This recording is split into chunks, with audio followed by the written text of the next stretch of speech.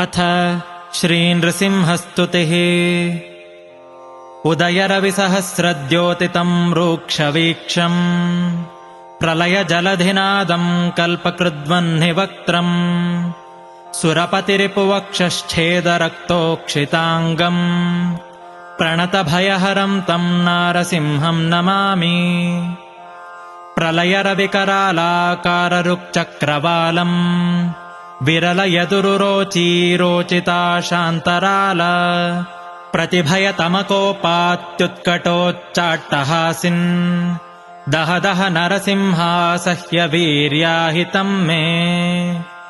सरसरभसपादापातभाराभिराव प्रचकितचलसप्तद्वन्द्वलोकस्तुतस्त्वम् रिपुरुधिरनिषेकेणेव शोणाङ्घ्रिशालिन् दह दह नरसिंहासह्य